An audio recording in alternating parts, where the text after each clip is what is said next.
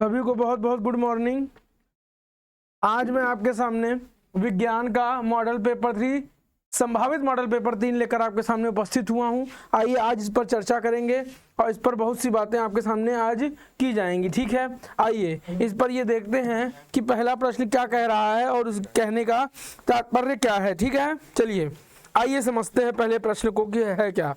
पहला प्रश्न क्या कह रहा है, किस दर्पण के सामने किसी वस्तु को रखने पर उसका जो प्रतिबिंब है वो वास्तविक उल्टा व आकार में कुछ छोटा बनेगा। बताइए कौन सा हो जाएगा वो। अरे अवतल बनता है, बताया था ना पहले भी। भैया यहाँ पे देखो, अरे भैया सुनो, ध्यान से देखते चलो। अब मैं यहाँ लिख दे रहा हूं, ध्यान से समझना चीजों को। अवतल दर्पण, अवतल दर्पण, ठीक है, के सामने किसी वस्तु को अनंत अनंत ठीक है, अनंत तथा वक्रता केंद्र के मध्य रखने पर। देखो समझो ध्यान से कि अवतल दर्पण के सामने किसी वस्तु को अनंत तथा वक्रता केंद्र के मध्य रखने पर उसका जो प्रतिबिंब बनता है वो वास्तविक उल्टा व आकार में छोटा बनता है। बात क्लियर हो गई। चलो आगे बढ़ते हैं। क्या कह रहा है, किसी चालक में 2 एम्पियर की धारा प्रवाहित हो रही है। 2 सेकंड के चालक से गुजरने वाले आवेश की मात्रा क्या होगी। बताइए क्या होगी। आइए देखें क्या होती है। चालक में प्रवाहित धारा, चालक में प्रवाहित धारा यानी आई कितना हो गया, 2 एम्पियर हो गया। बात समझ में आ गई। चलिए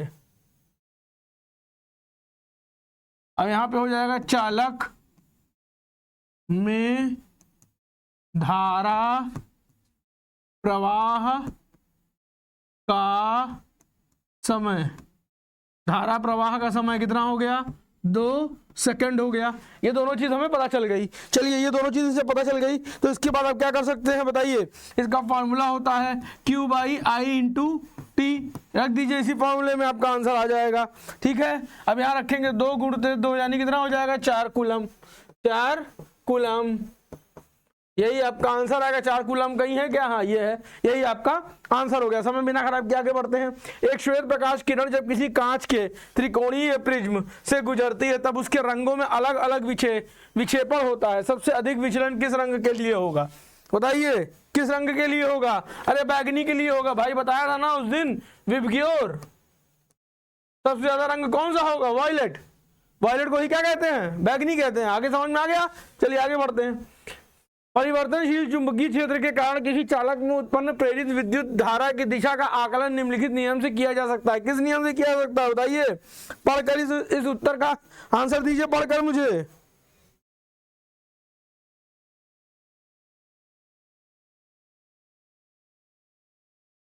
भैया इसमें फ्लेमिंग के दाहिने हाथ का नियम होगा। फ्लेमिंग के दाहिने हाथ का नियम होगा। क्या होगा, फ्लेमिंग के दाहिने हाथ का नियम। Fleming right hand rule, right hand rule. Is that clear everybody. Now carry on. विद्युत परिपथ में विद्युत शक्ति का सही सूत्र क्या है। विद्युत शक्ति का आपको सही सूत्र बताना है। क्या होता है विद्युत शक्ति का सही सूत्र, क्या होगा। अरे भैया P = V × I होता है। ठीक है, इसके बाद आप इसको करेंगे तो क्या हो जाएगा, ये हो जाएगा P = I × R × I होता है। तो P बराबर कितना हो जाएगा, I²R। तो क्या हो जाएगा, P बराबर I²R, यानी ऑप्शन नंबर बी एकदम सही आंसर है। आगे बढ़ते हैं। क्या कह रहा है, R व 2R ओम के प्रतिरोधों को श्रेणी क्रम में जोड़ने पर कुल प्रतिरोध R1 तथा समांतर क्रम में जोड़ने पर R2 होता। अब क्या होगा, इसका आंसर क्या आएगा बताइए। अरे R देखते चलिए प्लस 2R बराबर कितना हो जाएगा R1, ठीक है, ये हो गया। तो यहाँ पे कितना हो जाएगा 3R बराबर R1, ये आपका पहला इक्वेशन बन गया, पहला इक्वेशन बन गया, आपके सामने आ गया, कोई दिक्कत नहीं। तो अब यहाँ क्या लिख सकते हैं 1/R2, ठीक है, प्लस 1/R, यहाँ पे आपका हो जाएगा बराबर 1/R प्लस 1/2R। बात क्लियर हो गई। तो अब क्या कर सकते हैं आप इसमें, तो यहाँ पे हो जाएगा आपका 1/R2 बराबर कितना हो जाएगा बताइए, ये हो जाएगा 2 + 1R, ये हो जाएगा 2 + 1/R2। बात समझ में आ गई, 2R। बात क्लियर हुई, चलिए ठीक है, ये भी आपको क्लियर हो गया। तो ये कितना हो जाएगा आपका 3/, ये आपका हो जाएगा 3/2R। बात क्लियर हो गई। चलिए जब 3/2R हो गया तो आप इसमें क्या कर सकते हैं बताइए मुझे,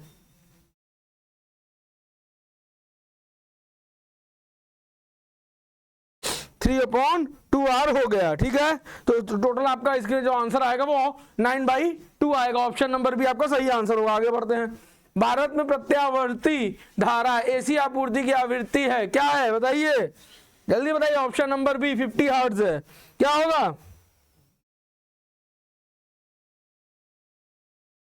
घरेलू एवं औद्योगिक उपयोगिता को देखते हुए 50 हर्ट्ज निर्धारित की गई है। इतनी ही क्या है, निर्धारित की गई है। मामला क्लियर हो गया, आगे बढ़ते हैं। CH3CH2OH का IUPAC नेम क्या होगा, इसका IUPAC नेम बताना है, ठीक है। तो ये C2H5OH, ये आपका क्या बन जाएगा, ये आपका बन जाएगा एथेनॉल। क्या बन जाएगा, एथेनॉल। है कहीं एथेनॉल, ऑप्शन नंबर ए एकदम सही आंसर है। आगे बढ़िए। निम्नलिखित में से किस यौगिक में कीटोनिक सी के समूह में उपस्थित है, किसमें उपस्थित है बताइए, कहीं दिख रहा है, हाँ ऑप्शन नंबर डी में। देखा आपने, बात समझ में आ गई। ऐसे ही जल्दी जल्दी करते चलना, इसमें समय खराब करने की आवश्यकता हमें नहीं समझ में आ रही है। धातु है, इसमें कौन सा धातु है बताइए, अरे लिथियम भाई, लिथियम इसमें क्या है, लिथियम धातु है। बात क्लियर हो गई, आगे बढ़िए। आगे बढ़िए, क्या कह रहा है, निम्नलिखित यौगिकों में अम्लीय लवण कौन सा है, अम्लीय लवण कौन सा है, NaHSO4, यही अम्लीय लवण होता है। ऑप्शन नंबर सी एकदम सही आंसर है। देखा आपने, ऑप्शन नंबर सी एकदम सही आंसर है। ये आपका क्या है, यही आपका क्या है, अम्लीय लवण है, यही आपका क्या है, अम्लीय लवण है। बात क्लियर हो गई, आगे बढ़िए। क्या कह रहा है, लेड नाइट्रेट का रासायनिक सूत्र क्या होगा, लेड नाइट्रेट का रासायनिक सूत्र क्या होगा बताइए। पहली बात तो एक चीज याद रखिए, लेड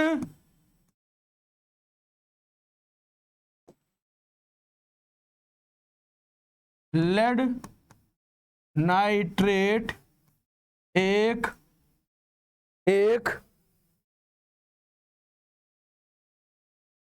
अकार्बनिक यौगिक है। अब हमको इसका सूत्र बताना है, इसका केमिकल फॉर्मूला बताना है। इसका केमिकल फॉर्मूला क्या होगा, इसका केमिकल फॉर्मूला होगा PbNO3, यही इसका केमिकल फॉर्मूला होगा। देख लियो, ऑप्शन नंबर बी एकदम सही आंसर। आगे बढ़ते हैं। H2SO4 के तनु विलयन का पीएच मान बताइए। इसका हमको पीएच मान बताना है, इसका पीएच मान बताइए जल्दी, क्या होगा। अरे भैया बी होगा, क्योंकि 7 से कम होगा, समझ रहे हैं आप। आगे बढ़िए। विज्ञान की वह शाखा जिसमें जीवाश्मों का अध्ययन होता है, क्या कहलाता है। ऑप्शन नंबर सी पॉलियोंटोलॉजी कहलाता है। क्या कहलाता है, पॉलियोंटो, जिसमें विज्ञान का अध्ययन किया जाता है, उसमें क्या कहा जाता है, विज्ञान के जीवाश्मों का जिसमें अध्ययन होता है उसको कहते हैं पॉलियोंटोलॉजी। Is that clear. चलिए आगे बढ़ते हैं। क्या कह रहा है, 15वां, इंसुलिन नामक हार्मोन स्रावित होता है। इंसुलिन नामक हार्मोन कहां से स्रावित होता है बताइए। इंसुलिन नामक जो हार्मोन है वो कहां से स्रावित होता है, अग्नाशय से। कहां से होता है, अग्नाशय से। चलिए बात क्लियर हो गई। अग्नाशय क्या है? बहिस्रावी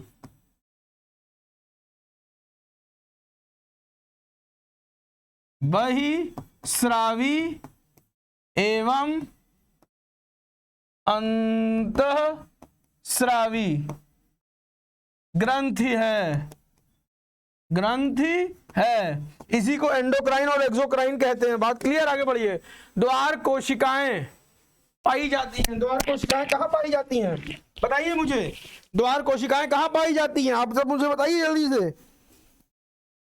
द्वार कोशिकाएं कहां पाई जाती हैं? अरे रंध्रों में पाई जाती हैं, रंध्रों में। रंध्रों में पाई जाती हैं, स्टोमेटा। याद आया कुछ? हाँ आगे बढ़ते हैं। पुनरुद्भवन होता है। पुनरुद्भवन किसमें होता है? हाइड्रा एवं प्लेनेरिया में होता है। किसमें होता है? हाइड्रा एवं प्लेनेरिया में होता है। हाइड्रा और प्लेनेरिया में होता है। ऑप्शन नंबर डी एकदम सही आंसर है। आगे बढ़िए। जाइगोट में गुणसूत्रों की संख्या कितनी होती है? जाइगोट में गुणसूत्रों की संख्या कितनी होती है? भाई देखो एक चीज याद रखो, मेल गैमीट और फीमेल गैमीट। बात समझ रहे हो? मेल गैमीट और फीमेल गैमीट में जो ये सूत्रों की संख्या है, इसमें क्या होता है? इसमें गुण सूत्रों का केवल एक सेट पाया जाता है। का केवल एक सेट पाया जाता है। बात क्लियर हो गई? सिर्फ एक सेट पाया जाता है। बात क्लियर हुई कि नहीं हुई? तो इसका आंसर जो है वो क्या हो जाएगा? 2x हो जाएगा। आगे बढ़ते हैं। मेंडल का प्रायोगिक पौधा कौन सा था? अरे उद्यान मटर। मटर पे ही तो किया था। आगे बढ़िए। जीवाश्म ईंधन जलने पर क्या देता है? जीवाश्म ईंधन जलने पर क्या देता है? कार्बन ऑक्साइड भी देता है, नाइट्रोजन भी देता है, सल्फर भी देता है। तो आपका ऑप्शन क्या होगा? आपका ऑप्शन होगा उपरोक्त में सभी। ठीक है आगे बढ़ते हैं। क्या कह रहा है? अवतल दर्पण की वक्रता त्रिज्या 40 सेंटीमीटर है। इसके सामने एक वस्तु 15 सेंटीमीटर दूरी पर रखी है। प्रतिबिंब की स्थिति बताइए तथा इसके किरण आरेख बनाइए। चलिए प्रतिबिंब की स्थिति बनाना, इसके किरण आरेख को भी बताना है। कोई एक ऐसे चित्र रखा हुआ है, देखिए बना रहा हूं आपके सामने। ठीक है, यहां से एक ए डैश रखा है। ये ए डैश आपका है, कोई दिक्कत? ये बी डैश है। चलिए आगे बढ़ते हैं। ठीक है, यहां पे एक लेंस रखा है आपका ये। चलिए अब बताइए, यहां से आपने एक खींच दिया, फिर आपने क्या किया? एक यहां से खींच दिया, लेकिन लेंस के चक्कर में आपको इसे सीधा बनाना था। सीधा बनाया आपने, फिर यहां से लाइन खींचती हुई गई है दोनों, जो कि ए डैश पर मिली है सीधी होती हुई। ठीक है, तो ये जो पॉइंट है आपका, ये पॉइंट, ये ए कहलाएगा, ये बी कहलाएगा। बात समझ में आ गई? ये आपका एफ कहलाएगा, फोकस। ठीक है, ये आपका सी कहलाएगा, प्रिंसिपल। ये ठीक, आगे बढ़ते हैं। सब कुछ क्लियर हो गया इसमें। ठीक है, अब यहां पे ये बन गया आपका। अब आगे बढ़ते हैं, लिखते हैं। जो समझाने वाली सवाल है समझाऊंगा। लिखेंगे ज्ञात है दर्पण की वक्रता त्रिज्या, यानी जो आर है वो 40 सेमी है। चलिए ये भी क्लियर हो गया। ठीक है, अब यहां लिखिए दर्पण की फोकस दूरी। दर्पण की फोकस दूरी यानी एफ कितना हो जाएगा? माइनस आर बाई टू यानी कितना हो जाएगा -40/2 यानी कितना हो जाएगा -20। बात क्लियर हो गई? आगे बढ़िए। दर्पण के वस्तु की दूरी कितनी होगी u, स्मॉल u बराबर कितने के हो जाएगा -15 सेंटीमीटर के। देखो सब कुछ आपको पता चल गया, ठीक है। अब आपको सवाल पे रखना है। देखो यार फॉर्मूले पे कैसे रख पाओगे, बताओ इस चीज को हमें। फॉर्मूले पे जो चीज रखनी है उसको फॉर्मूले पे कैसे रख पाओगे मुझे बताओ पहले, अच्छे से समझा जाए कि भाई उसको रखने का क्या तरीका होगा, उसको कैसे रख पाओगे, तो फिर मैं बताऊं। चलो देखो कैसे रखना है, ध्यान से देखते चलना। सब कुछ मुझे पता चल गया है। चलो आप फॉर्मूले पे रख देते हैं, आंसर अपने आप आ जाएगा खट्टा से निकल के।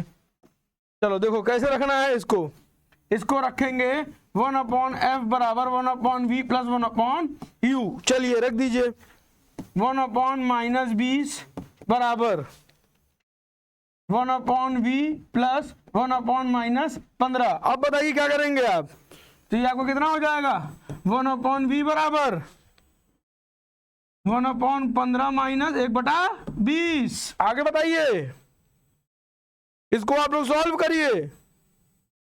इसको सॉल्व करेंगे तो ये हो जाएगा 1/v बराबर कितने के हो जाएगा 4 - 3/60 के, 4 में 3 के यानी 1/60 के, 1/60 के। तो जो v का आंसर आएगा v वो आ जाएगा 60 सेमी। यही आपका उत्तर होगा। बात क्लियर हो गई? आगे बढ़ते हैं।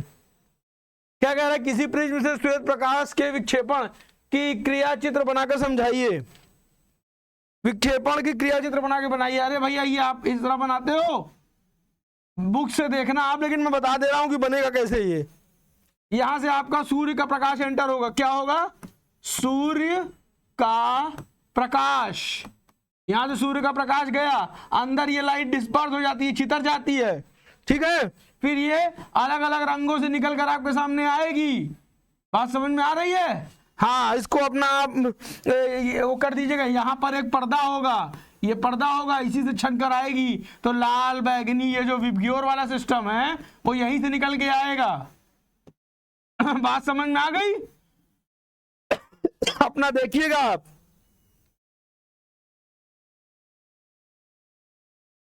इसकी खोज सन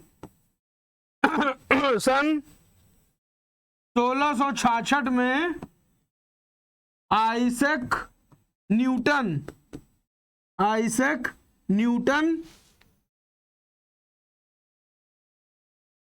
ने प्रकाश के वर्ण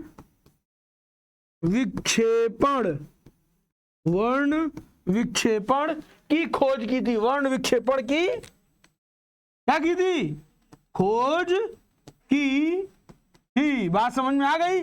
आगे बढ़ते हैं। क्या कह रहा है, विद्युत शक्ति से क्या तात्पर्य है? 200 वाट का एक हीटर 250 वोल्ट के मेंस से जुड़ा है। गणना कीजिए हीटर में प्रवाहित धारा, हीटर के तार का प्रतिरोध और 10 घंटे में व्यतीत विद्युत ऊर्जा। चलिए करना है, आइए दोनों चीज हमें करके दिखानी है।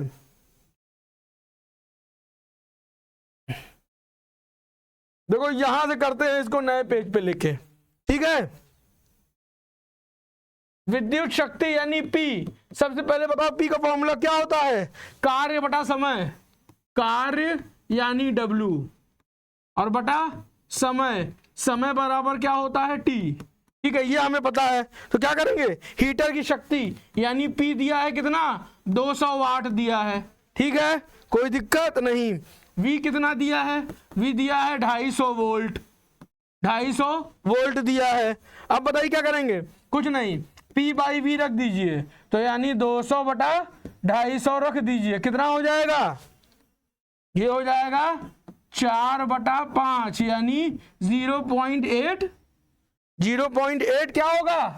एम्पियर हो जाएगा। बात क्लियर हो गई? चलिए अब आगे बताइए क्या होगा।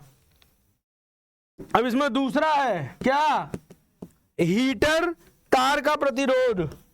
हीटर तार का प्रतिरोध, 3 चीज निकालनी थी ना, तो दूसरी चीज ये है हीटर तार का प्रतिरोध कैसे निकलेगा, ये निकलेगा V का वर्ग बराबर P। तो V कितना है 250 का वर्ग बराबर 200 के। तो इसको निकाल के दिखाइए हमें क्या आएगा। अरे तो इसमें R बराबर आपका कितना आ जाएगा 625 बटा 2, यानी कितना आएगा 312.5 ओम। ये बात समझ में आ गई। ये आपका दूसरा हो गया। आइए अब इसमें तीसरा पॉइंट निकाल लेते हैं। पहला दूसरा आपको समझ में आ गया होगा। पहला 0.8 एम्पियर आया, दूसरा जो है आपका 312.5 ओम आया। अब देखिए तीसरा क्या कह रहा है, तीसरा भी समझ लेते हैं यहीं पे। तीसरा क्या कह रहा है, तीसरा पॉइंट T बराबर 10 घंटे में व्यय विद्युत ऊर्जा, व्यय विद्युत ऊर्जा कितनी है, व्यय विद्युत ऊर्जा कितनी है,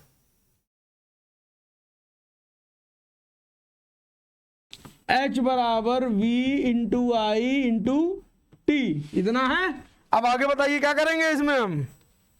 अरे तो H बराबर कितना हो जाएगा 250 गुणते 0.8 गुणते T कितना आया है 10, तो कितना हो जाएगा, ये हो जाएगा आपका 2000 जूल। देखो तीनों प्रश्न आपका क्लियर कर दिया मैंने, ठीक है। जो तीनों पूछा गया था वो आपका क्लियर हो गया। आगे बढ़िए। फ्लेमिंग के बाएं हाथ का नियम लिखिए। एक समान चुंबकीय क्षेत्र में रखे धारावाही चालक पर लगने वाले बल का मान किन किन बातों पर निर्भर करता है। यदि धारावाही चालक चुंबकीय क्षेत्र समांतर और दूसरा लंबवत हो तो बल पर क्या प्रभाव पड़ेगा, बताइए।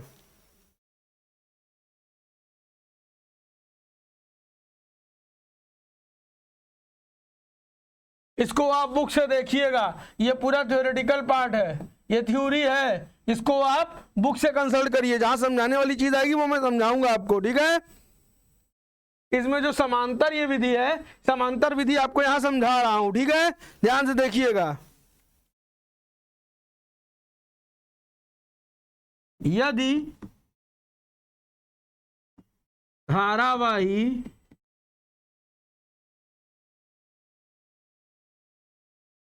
चालक चुंबकीय क्षेत्र के समांतर होता है, तो क्या होता है, समांतर होता है, तो इसमें क्या कर सकते हो आप, तो इसमें एक चीज याद रखो, थीटा बराबर 0 डिग्री के हो जाएगा, ठीक है। हाँ, F बराबर हो जाएगा आई बी साइन थीटा, ये इसका फॉर्मूला होता है। बात समझ में आ गया।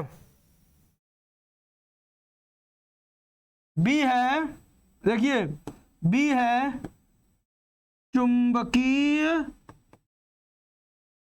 क्षेत्र की तीव्रता, ठीक है। और I क्या है, I किसको कहते हैं बताइए,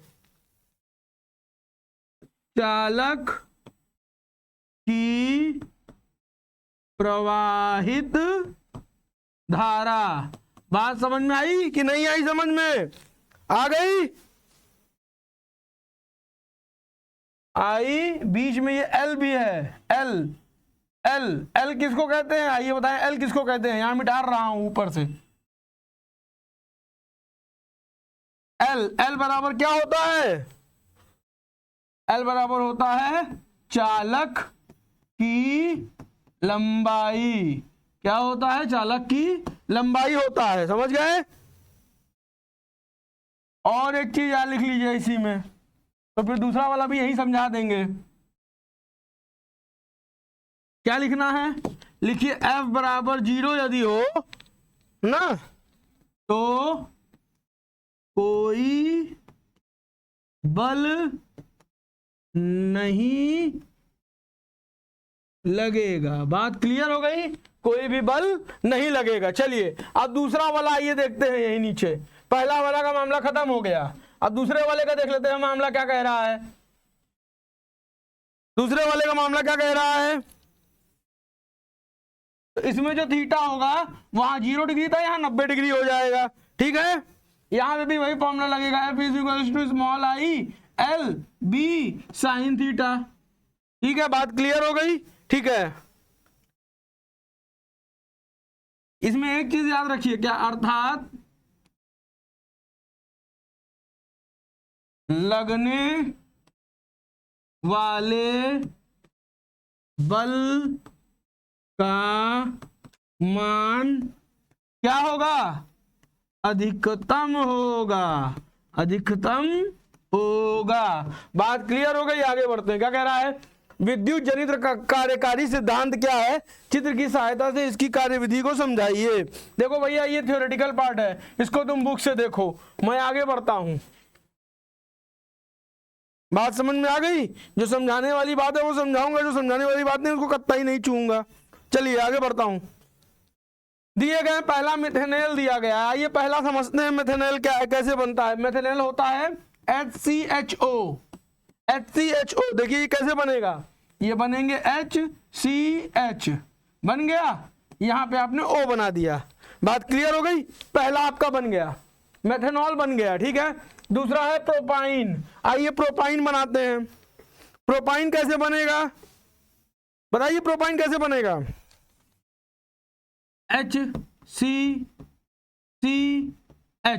इतना बन गया। ये आप जानते हो कि नहीं जानते हो? जानते हो कि नहीं जानते हो? CH, सॉरी दो, हाँ दो C होता, अब सही है। बात समझ में आया? ठीक है, एक ये H एक ये H। चलो भैया ये प्रोपाइन भी बन गया आपका। अब पेंटोनॉन बनना है। क्या बनना है? पेंटोनॉन। पेंटोनॉन बनाइए, आइए पेंटोनॉन 3 बनाइए।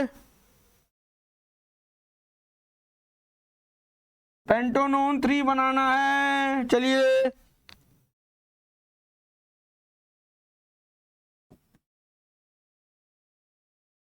ये बन गया। अब उसके बाद बताइए,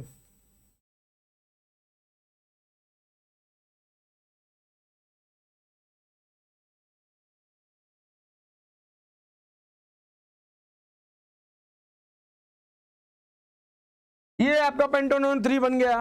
ठीक है, कोई दिक्कत नहीं। अब ब्यूटेनॉन 2 बनाइए। चलिए ब्यूटेनॉन 2 कैसे बनेगा बताइए? ब्यूटेनॉन 2 कैसे बनेगा बताइए? ब्यूटेनॉन 2 बताइए कैसे बनेगा?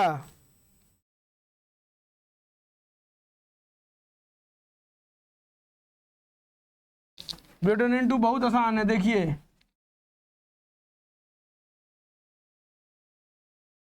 ये हो गया।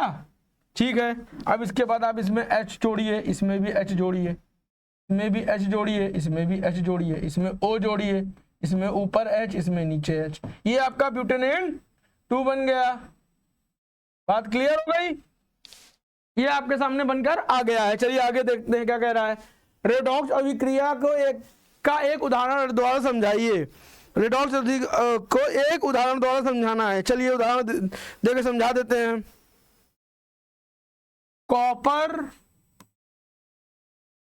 का सिल्वर नाइट्रेट से क्या कराएंगे? अभिक्रिया कराएंगे, से अभिक्रिया। चलिए आइए, कॉपर सल्फेट का सिल्वर नाइट्रेट से आइए अभिक्रिया कराई जाए। ठीक है, चलिए ये हो गया Cu स्मॉल में S। बात समझ में आ गई? Plus 2 AgNO3। चलिए आगे बढ़िए, यहां पे हो जाएगा 2Ag प्लस कॉपर। चलिए ये भी हो गया। अब इसको अभिक्रिया कराइए। इसकी कैसे होगी अभिक्रिया?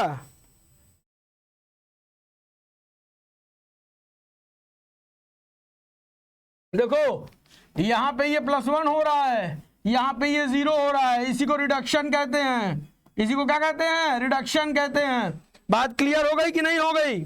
NO में भी क्या हो रहा है? +1 हो रहा है कि नहीं हो रहा है? -1 हो रहा है, -1 हो रहा है। आगे बताइए क्या हो गया? यहां पर ये 2+ हो रहा है, 2+ हो रहा है। ये आपका क्या हो रहा है? ऑक्सीकरण हो रहा है, ऑक्सीकरण हो रहा है। बात क्लियर हो गई? चलिए अब इसमें नीचे एक लाइन लिख लीजिए जल्दी से। क्या लिखेंगे? यह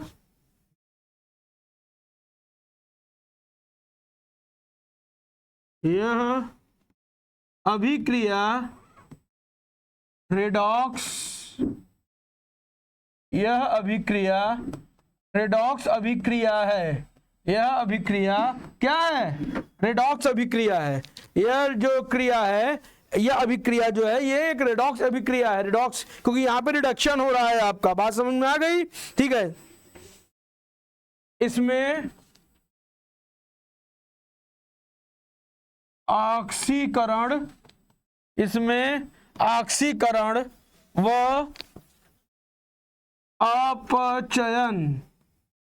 अपचयन दोनों क्रिया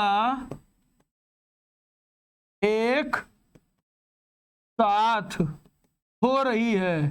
दोनों क्रिया क्या है? एक साथ हो रही है। चलिए, ये भी आपके सामने क्लियर हो गया मामला ये भी मैंने आपके सामने क्या किया? क्लियर कर दिया है। समझ गए आप? एक उदाहरण देना था। दूसरा इसमें क्या कह रहा है? संतृप्त और असंतृप्त हाइड्रोकार्बनों का उदाहरण द्वारा समझाइए। संतृप्त और असंतृप्त को उदाहरण द्वारा समझाना है। आइए समझाएं, देखें क्या कहता है, क्या समझता है ये। पहले संतृप्त के बारे में जानिए। ऐसे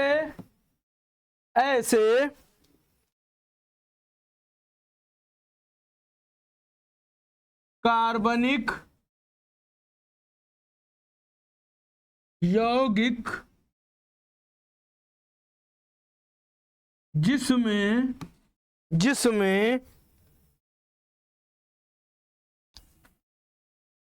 कार्बन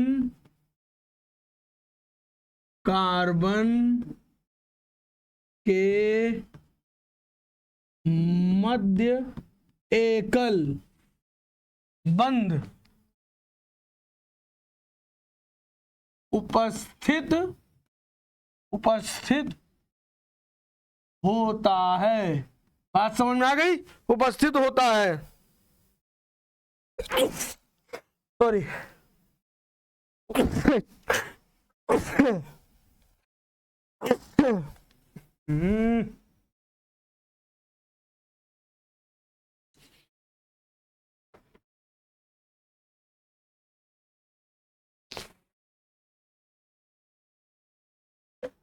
होता है, उन्हें क्या कहते हैं? जब ये चीज होती है तो क्या कहलाती है? बताइए, हैं? बोलो भाई जल्दी। उपस्थित होती तो वह संतृप्त कहलाती है। बात समझ में आ गया? अब इसके उदाहरण लिख लो। संतृप्त के उदाहरण लिख लो। उदाहरण क्या होंगे इसके?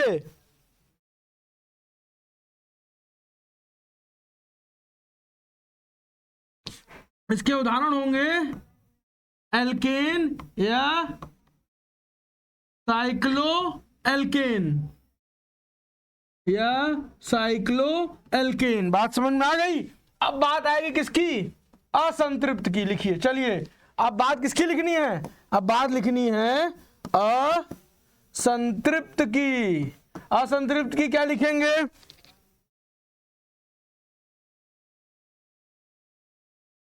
ऐसे कार्बनिक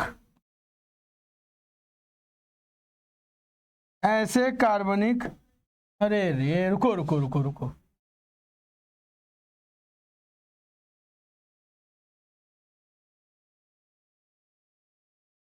ऐसे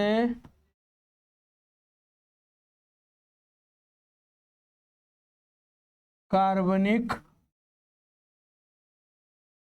यौगिक जिसमें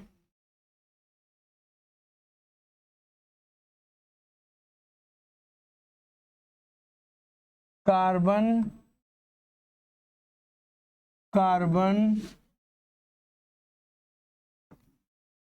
के मध्य द्वि व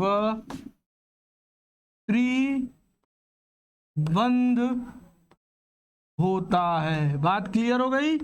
इसमें एक बंद हो रहा था, इसमें दो या 3 बंद होता है। उदाहरण लिख लीजिए, इसका उदाहरण लिखिए। क्या लिखेंगे इसका उदाहरण, बताइए। एथीन, क्या लिखेंगे, एथीन। ब्रैकेट में लिख लीजिए C2H4, ये आपका एथीन हो गया। बात क्लियर हो गई। और लिख लीजिए, एक और लिख लीजिए, एथाइन। क्या लिख लेंगे, एथाइन। एथाइन क्या लिखेंगे, C2H2। बात क्लियर हो गई। अब आगे बढ़ते हैं, क्या कह रहा है, निम्न पर संक्षिप्त टिप्पणी लिखिए। साबुनीकरण पर संक्षिप्त टिप्पणी लिखनी है। देखो संक्षिप्त टिप्पणी है, तुम बुक से देखो भैया, ये सब तुम लोग बुक से देखो।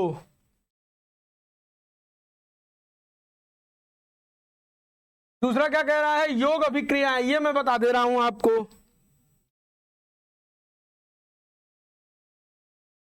वह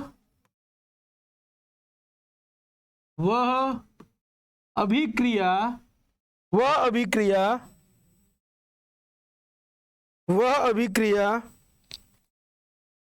जिसमें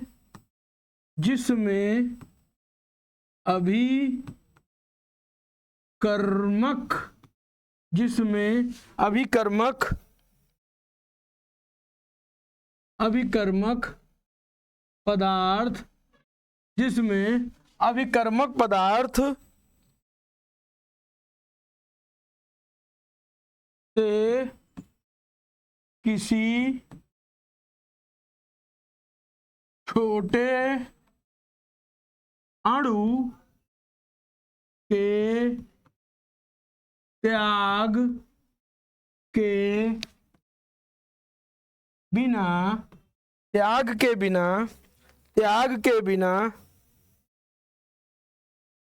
ही पूर्णतया योग होता है, ठीक है, होता है योगात्मक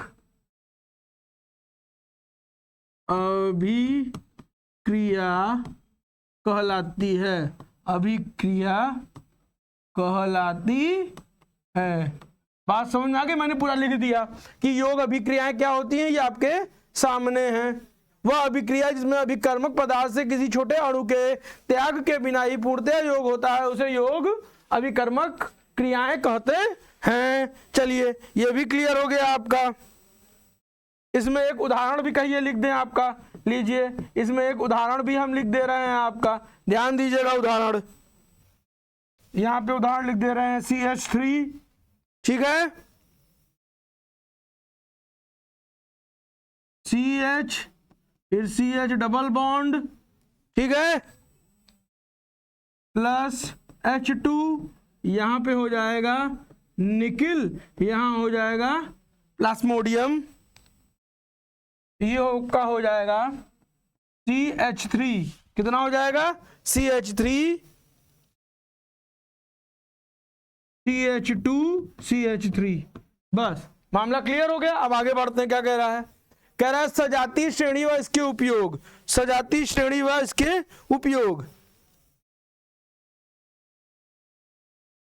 उपयोग के बारे में चलिए बात कर लेते हैं इसके।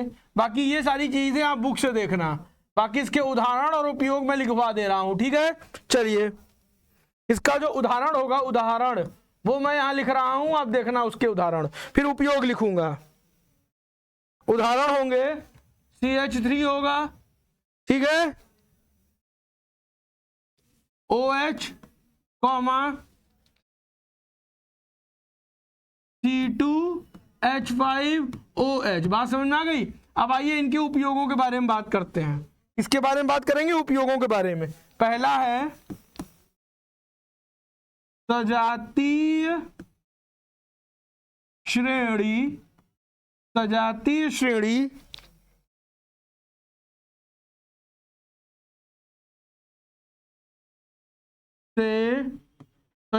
श्रेणी से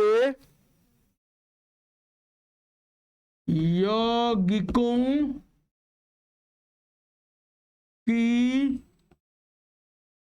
रासायनिक यौगिकों की रासायनिक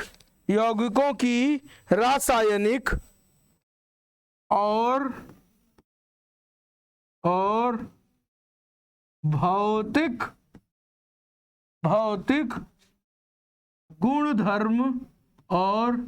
भौतिक गुणधर्म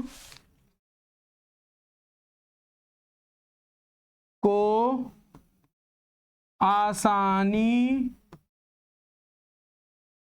से पहचान सकते हैं। बात क्लियर हो गई। चलिए इसका दूसरा पार्ट भी यही नीचे मैं लिख दे रहा हूं, इसका दूसरा भी देख लीजिए कि दूसरा पार्ट क्या होता है इसका। ठीक है,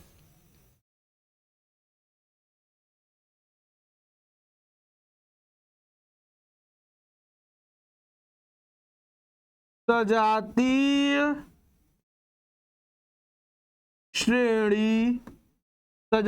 श्रेणी से यौगिकों के नामकरण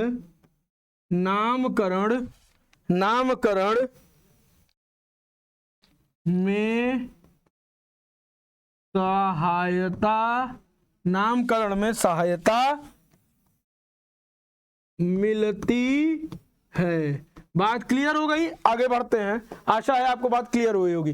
निम्नलिखित अभिक्रियाओं में प्रत्येक के लिए संतुलित रासायनिक समीकरण लिखिए। संतुलित रासायनिक समीकरण लिखना है। चलिए आगे बढ़ते हैं।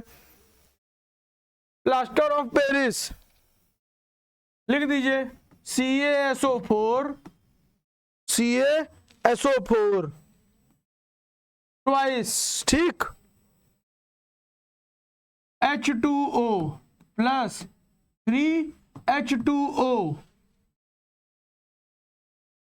तो ये ब्रैकेट में क्या बन जाएगा, 2CaSO4 .2H2O। ये आपका पहला हो गया। बात ठीक है। प्लास्टर ऑफ पेरिस किस में कन्वर्ट हो गया, जिप्सम में। ये आपका क्या हो गया, जिप्सम हो गया। ठीक है, ये आपका क्या था, प्लास्टर ऑफ पेरिस था। बात क्लियर हो गई, कोई दिक्कत नहीं। आगे बढ़ते हैं। हाइड्रोजन प्लस क्लोरीन, चलिए हाइड्रोजन प्लस क्लोरीन लिखना है। ये गैसियस फॉर्म में है दोनों, इसको आपको बदलना है किसमें, इसको आपको इसमें बदल देना है 2HCl, ये भी गैस फॉर्म में हो जाएगी। बात हो गया क्लियर। ये आपका हाइड्रोजन हो गया, क्या हो गया, ये आपका हाइड्रोजन है और ये आपका क्या है, क्लोरीन है। ये आपका क्या बन गया, ये जो आपका बना रिजल्ट, ये बन गया हाइड्रोजन क्लोराइड। क्या बन गया, हाइड्रोजन क्लोराइड। बात क्लियर हो गई। आगे बढ़ते हैं। जिंक कार्बोनेट और जिंक ऑक्साइड, तो ये आपका जिंक कार्बोनेट बन जाएगा ZnCO3। ठीक है, यहां पर एक चीज लिखिए ऊपर, क्या, यहां लिखिए गर्म, यहां लिखिए निस्तापन। क्या लिखेंगे, निस्तापन। चलिए अब बगल में बनाइए, क्या बनेगा इसका, ZnO प्लस CO2। अब देखिए ये आपका जो था, ये आपका था जिंक कार्बोनेट। क्या था, जिंक कार्बोनेट, और बदलने पर ही क्या बन गया, ये बन गया आपका जिंक ऑक्साइड। बात क्लियर हो गई, कोई दिक्कत नहीं। चलिए अब आगे देखते हैं। मैग्नीशियम क्लोराइड प्लस हाइड्रोजन बनाना है आपको, बनाइए। तो ये हो जाएगा Mg प्लस 2HCl। तो ये आपका क्या बन जाएगा, MgCl2 प्लस H2। यही तो बनेगा कि कुछ और बनेगा। चलिए बन गया, कोई दिक्कत नहीं।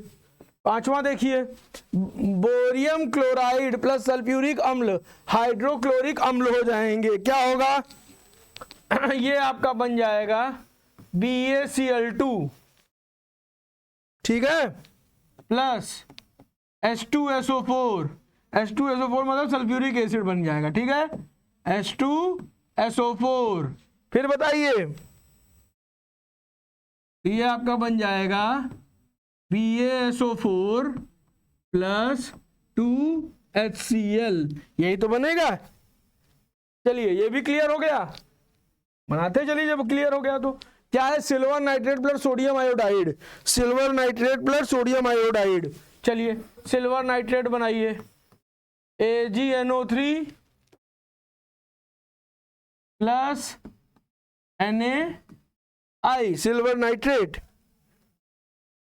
ये आपका क्या बन जाएगा, ये बन जाएगा AgI प्लस NaNO3। ये जो है ये चीज, ये आपकी हो गई सोडियम नाइट्रेट। बात समझ में आ गया। और ये जो है ये आपका हो गया सोडियम आयोडाइड। बात क्लियर हो गई, ठीक है।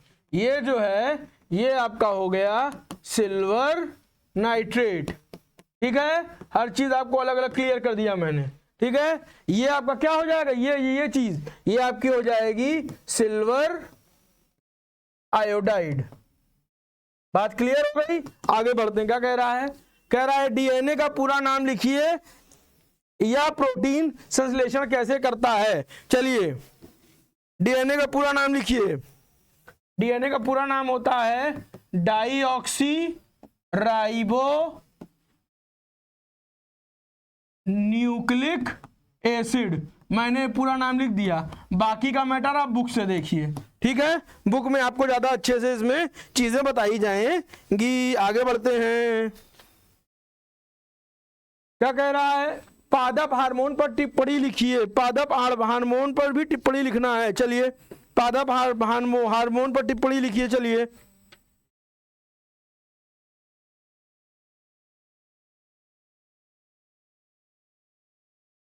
ये भी आप बुक से देखिए, बुक में दिया हुआ है। जो बुक में नहीं दिया रहेगा उसमें मैं आपकी मदद करूंगा। हार्मोन पर टिप्पणी लिखिए। चलिए इसमें देखिए 4 प्रकार होते हैं, वो मैं बता दे रहा हूं आपको। पहला होता है ऑक्सिन, ठीक है। दूसरा होता है जिब्रेलिन, ठीक है। तीसरा होता है साइटोकाइनिन, ठीक है। और चौथा जो लास्ट है वो होता है, वृद्धि होती है किसमें, ABA हार्मोन्स में। बात समझ में आ गई। चलिए ये आप देख के लिख लीजिएगा। आगे बढ़ते हैं। मनुष्य के दोहरे परिसंचरण की व्याख्या कीजिए। ये भी आप बुक से देखिएगा, बुक में आपको इसका बेटर आंसर मिलेगा, ठीक है। क्योंकि ये पार्ट थ्योरी का है और थ्योरी एक ऐसी चीज है जो बुक में दी है। तो जो चीजें बुक में दी हैं उसमें मुझे नहीं लगता कि समय खराब करने का कोई मतलब बनता है। ठीक है, बात क्लियर हुई।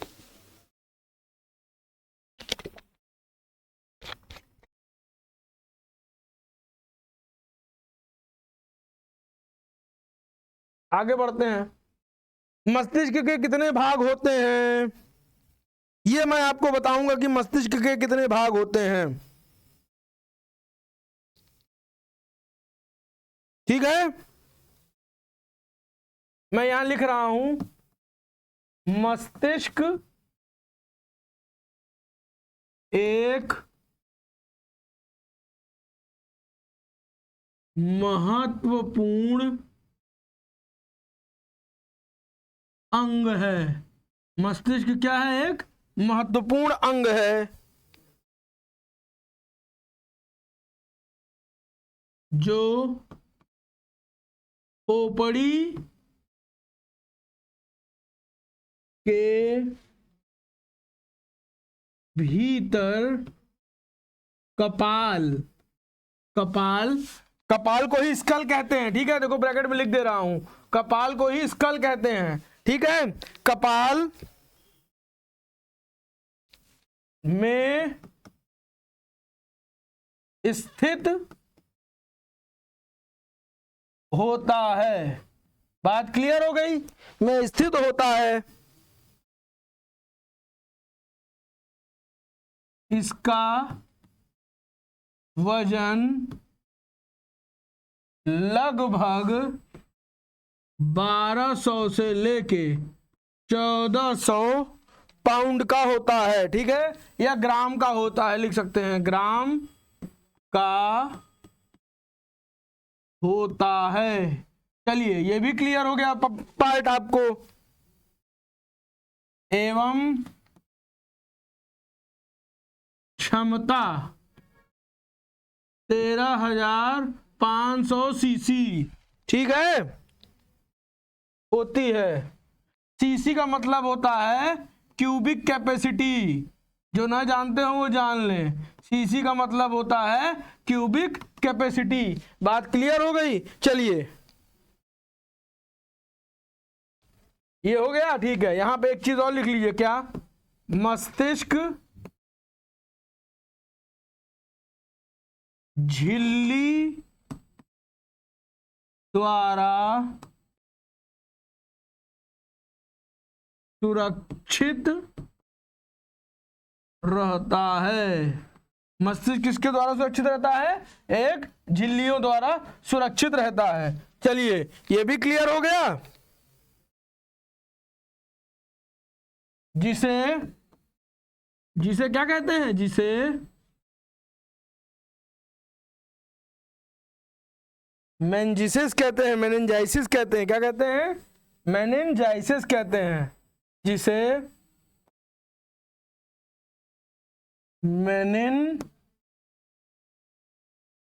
मेनिंजिस कहते हैं। बात क्लियर हो गई। चलिए मस्तिष्क के प्रमुख 3 मस्तिष्क के प्रमुख 3 भाग हैं। भैया मस्तिष्क के प्रमुख कितने भाग हैं? मस्तिष्क के प्रमुख 3 भाग हैं। कौन कौन से? ये पूरा आप लोग नोट कर लीजिए, फिर हम बताएं कौन कौन से भाग हैं। ये आप पूरा नोट करिए तो हम बताएं आपको कौन कौन से भाग हैं।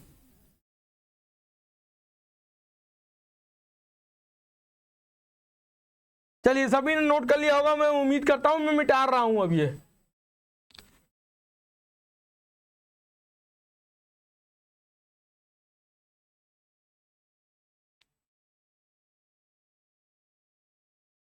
देखिए मस्तिष्क के कौन कौन से भाग हैं, देखिएगा। ऊपर मैंने लिख दिया मस्तिष्क। ऊपर मैंने क्या लिख दिया? मस्तिष्क, ठीक है। अब यहां से मैंने 3 पार्ट निकाला। पहला पार्ट, दूसरा पार्ट, और यहां से ये आपका निकलेगा तीसरा पार्ट, ठीक रहे। ये आपका हो गया अग्र मस्तिष्क। ये आपका क्या हो गया? अग्र मस्तिष्क। इसी को इंग्लिश में कहते हैं फोर ब्रेन। बात क्लियर हो गई। चलिए अग्र मस्तिष्क, ये आपका हो गया मध्य मस्तिष्क। मध्य मस्तिष्क इसको की कहते हैं मिड ब्रेन। बात क्लियर हो गई। और ये आपका होता है पश्चिम मस्तिष्क।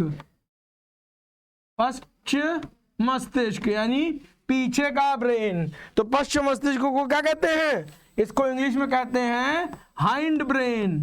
Hind brain. बात क्लियर हो गई। चलिए अब इसके बाद बताइए इसके सब पार्ट होंगे। फोर ब्रेन के 2 पार्ट होते हैं। पहला होता है सेरिब्रम और दूसरा क्या होता है? डेंसिफेलॉन। क्या होता है? डेंसिफेलॉन। डेंसिफेलॉन होता है, ठीक है। और हिंड ब्रेन का होता है, पहला होता है सेरिबलम, क्या होता है, सेरिबलम। दूसरा कौन सा होता है, दूसरा होता है मेड्यूला ऑब्लोंगोटा। बात समझ में आ गई। ये होते हैं पूरे मस्तिष्क के पार्ट, इसको नोट करिए, फिर आगे लिखवाऊं एक लाइन और।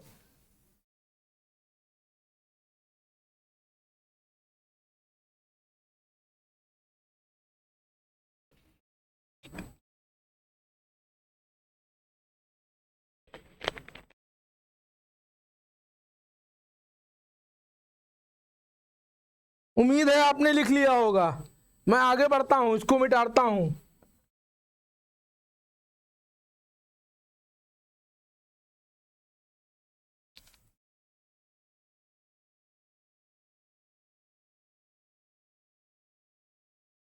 लिख देता हूं, क्या, मेड्यूला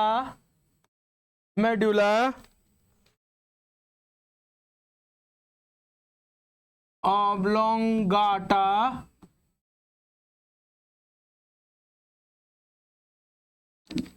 मस्तिष्क का अंतिम भाग है, ठीक है। मस्तिष्क का अंतिम भाग है, बात क्लियर हो गई। जो मेरु रज्जु से जुड़ा होता है, जो मेरु रज्जु का मतलब होता है स्पाइनल कॉर्ड, ठीक है, से जुड़ा होता है। चलो ये भी तुम्हें क्लियर हो गया।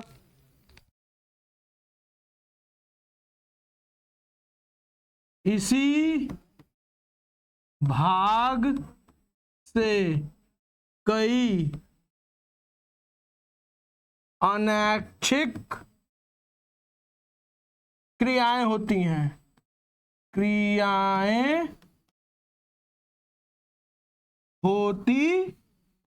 चलिए उदाहरण देख लीजिए कौन कौन सी होती हैं, ठीक है। उदाहरण देख लीजिए, वमन, उल्टी,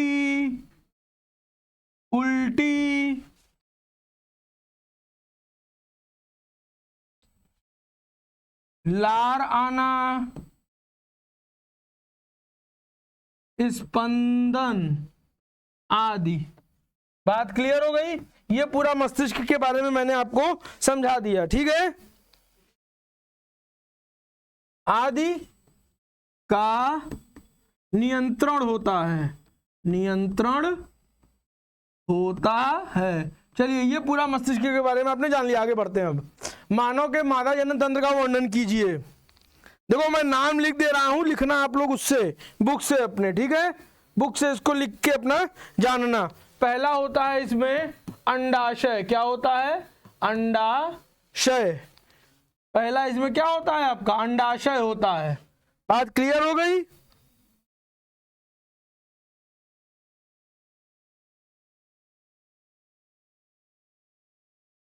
दूसरा आपका होता है अंडवाहिनी, क्या होता है, अंडवाहिनी होती है, ठीक है।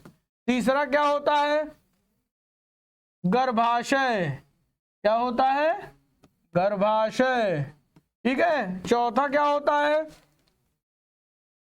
योनि, क्या होता है, योनि, जिसको कि इंग्लिश में कहते हैं वजाइना।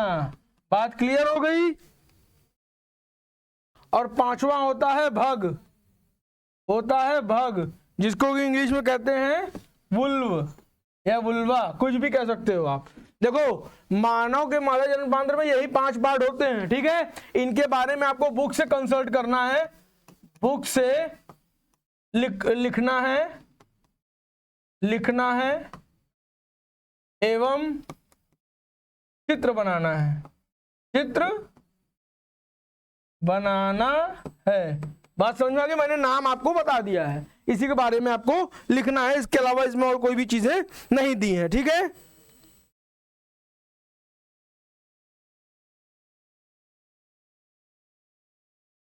इसमें एक सहायक ग्रंथियां भी होती हैं, विशेषतः इसमें एक सहायक ग्रंथियां होती हैं, उसके बारे में हम बता दे रहे हैं आपको, सहायक ग्रंथियों के बारे में। सहायक जो ग्रंथियां होती हैं उनके बारे में हम आपको बता दे रहे हैं, ठीक है। दो सहायक ग्रंथियां होती हैं, पहली होती है बार्थोलिन, क्या होती है, पहली होती है बार्थोलिन ग्रंथि, और दूसरी होती है पेरिनियल, पेरिनियल ग्रंथि। बात क्लियर हो गई। चलिए इनके बारे में हम लिखवा भी दे रहे हैं आपको। पहले बार्थोलिन एक विशेष प्रकार, एक विशेष प्रकार का तरल एवं चिकना पदार्थ, चिकना पदार्थ स्रावित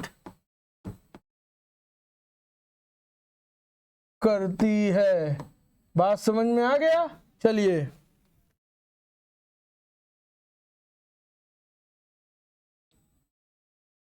समझ में आया, चिकना पदार्थ क्या करती है, चिकना पदार्थ स्रावित करती है। ये तुमको क्लियर हो गया। अब आगे बढ़ते हैं। ये सब बुक से देखना, ये आपका बुक का टॉपिक है, ठीक है। बुक से देखकर थ्योरेटिकल पार्ट है, उसको आप समझिएगा। बात क्लियर हो गई, फिर ठीक है। तब तक के लिए सभी को नमस्ते। अब मिलते हैं नेक्स्ट संभावित पेपर को लेकर आपके समक्ष। चलिए राम राम सभी को।